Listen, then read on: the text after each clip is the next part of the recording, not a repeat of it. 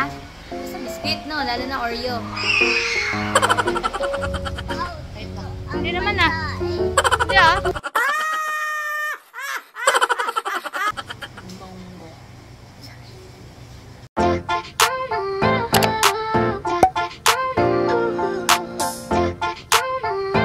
Morning mga Mima. So ngayon, nag-aayos lang ako kasi mamaya tayo yung pupunta kay Clyde dahil wala yung naghahatid sa kanya and magpapakain din tayo dun. Kung ano yung ginawa ko last time, ganun din. So, sa school kasi ni Clyde ngayon is mahigpit na sila. Hindi na sila like katulad ng dati na basta-basta lang sila nagpapapasok ng mga features. Ngayon, meron na silang ID na kailangan ipakita. So, as a mother, nagpagawa kami kasi yung naghahatid sa kanya is siya lang yung may ID.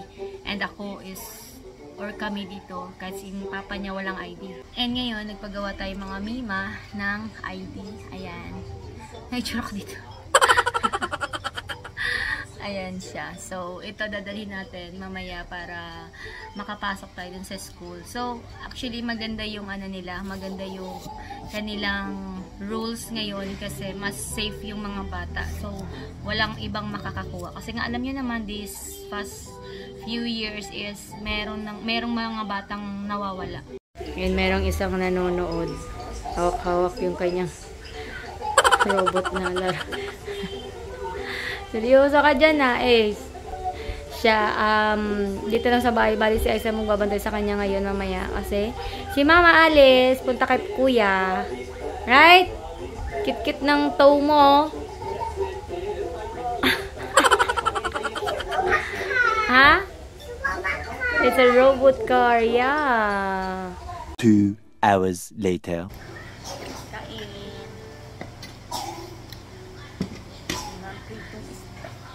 I have to ask my Pork adobo. Bongo.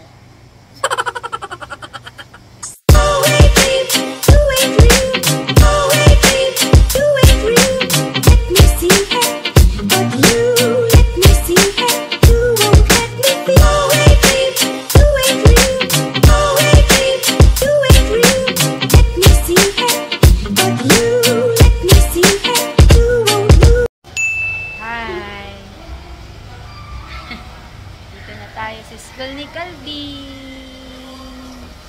Anong ginawa mo sa school? Mag-work. Ha?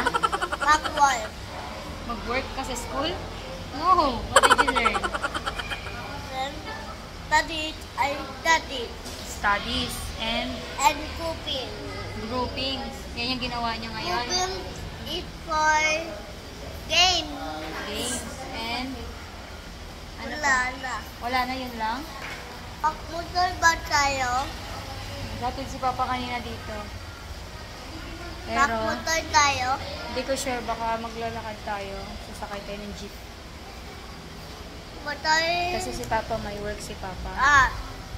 So, hindi niya tayo masusundo. Ilang biskuit kinain mo kanina? Ha? Ilang biskuit? Ito, kala ko namin dalawa. Isa lang binigay Ikay natin yung isa? ko. And bigay ko kay Raho yung bikuit ko. Dalawa yan. Ah, 2 biskuit. Tapos binigay mo isang biskuit. Kay Raho. Oh, bait mo naman. Bakit ang bait? Bakit ang bait mo? Ba't ka namimigay ng biskuit? Ha? Makatapos lang nila. So, wait lang natin yung tutor niya, no? Yes. Happy. Happy. Kasi, bakit may happy yan? Ano ginawa? Ay. Ay. Pauwi na kami. Sama si Calvin. Ay, happy. Ha? Ay, happy si Mama nagala sa'yo. Okay, dito tayo daan. Kasi, wala masyadong motor. Daming tao doon sa kapila. Wait lang. Hindi naman ah. Hindi ah. Mawawa dito. Hindi kaya. Medyo.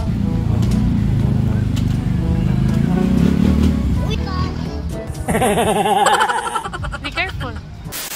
Ay naku, kung kailan na alis na ulan. My goodness.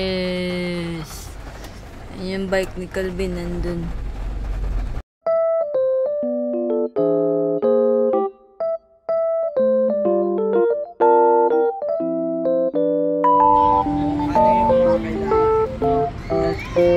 Ha? Gusto mo mag? Slide. Slide? Yan, dito tayo. Iiyak-iyak siya kasi inano daw siya ng bata doon sa kabila.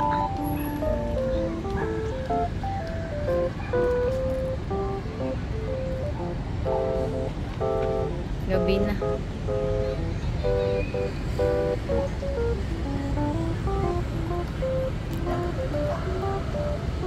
Natamaan yung ilong mo kanina? Ha?